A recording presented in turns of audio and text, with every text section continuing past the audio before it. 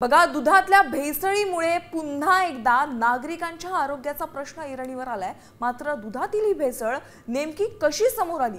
दुधात रबर सारखा कोणता पदार्थ आढळलाय? अगदी, आणि या भेसळीमुळे एक गोष्ट जी आहे ती समोर आली, ती म्हणजे अन्न आणि औषध प्रशासन विभागाचा भोंगळ कारभार। होय, नेमकं असं एफडीएनं काय केलेलं आहे आणि हा सगळा त्यांचा भोंगळ कारभार कसा समोर आला पाहूया सविस्तर या स्पेशल रिपोर्टमध्ये।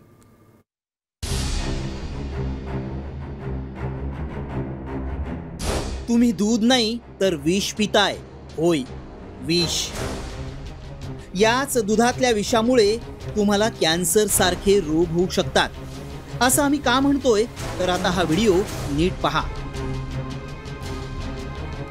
गॅसवर ठेवलेलं दूध उकळायला लागलं आणि काही क्षणातच त्याचा अक्षरशः रबरासारखा गोळा झालाय।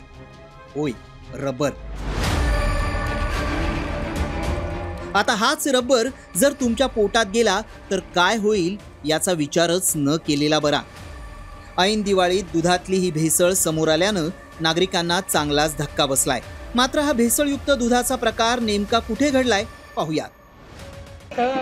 शिरपूरहून दूध आणलं होतं, ते जमजम डेअरी आहे कुंभारटेकवर, तिथून आणलं।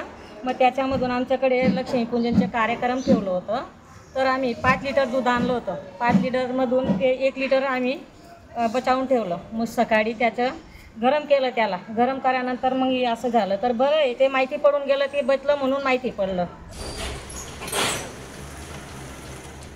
दुसरीकडे दुधातली ही भेसळ समोर आल्यानंतर अन्न आणि औषध प्रशासन विभाग खाडकन जाग झालं आणि त्यांनी तपासणीसाठी दुधाचे नमुने घेतले। सध्या सोशल मीडियावरती संपूर्ण धुळे जिल्ह्यामध्ये कहर करत असलेला दुधाचे भेसळ संदर्भातील जो व्हिडिओ व्हायरल झालेला होता, त्या संदर्भात आता साम टीव्हीने बातमी प्रसारित केल्यानंतर अन्न व औषध प्रशासनातर्फे आपण जर बघितलं तर या ठिकाणी आता या सर्व बाबीची खातरजमा करताना आपल्याला बघायला मिळत आहे। जिल्ह्यामध्ये या व्हिडिओ नंतर आता दूध पिणाऱ्यांमध्ये भीती देखील निर्माण झालेली होती। आता याची नेमकी वस्तुस्थिती काय याची संपूर्ण शहानिशा प्रशासनातर्फे करण्यात येत असल्याचे बघावं मिळत आहे। दरम्यान शिरपूरमधील या घटनेत विक्रेत्यानं दुधात नेमकी कशाची भेसळ केली असावी, दूध रबरासारखं होण्यामागे नेमकी काय कारण आहेत हे साम टीव्हीनं जाणून घेतलं।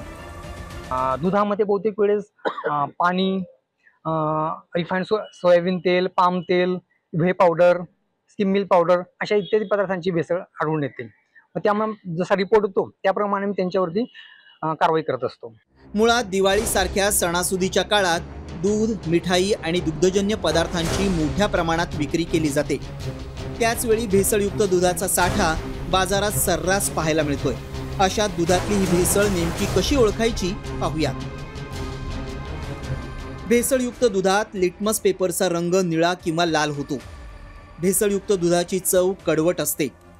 भेसळयुक्त दुधाचा खवा कडक होतो। भेसळयुक्त दुधाला साबणासारखा वास येतो। भेसळयुक्त दुधाचा हा प्रकार जरी धुळ्यात घडला असला तरी राज्यात सर्रासपणे भेसळयुक्त दुधाची विक्री सुरू असते। विक्रेते दुधात भेसळ करून नागरिकांच्या जीवाशी असेच खेळत असतात। तरीही दूध भेसळ रोखण्यात अन्न आणि औषध प्रशासन पूर्णपणे अपयशी ठरलंय। धडधडीतपणे विक्री होणाऱ्या या भेसळयुक्त दुधाला आळा कसा घातला जाणार? नागरिकांच्या जीवांची हेळसांड करणाऱ्या विक्रेत्यांवर कारवाई कधी होणार याकडेच आता अनेकांचं लक्ष लागलंय। भूषण अहिर, साम टीव्ही न्यूज, धुळे। आता isakal.com आहे देशातील नंबर 1 ची मराठी न्यूज वेबसाईट। प्रत्येक अपडेटसाठी isakal.com ला नक्की भेट द्या।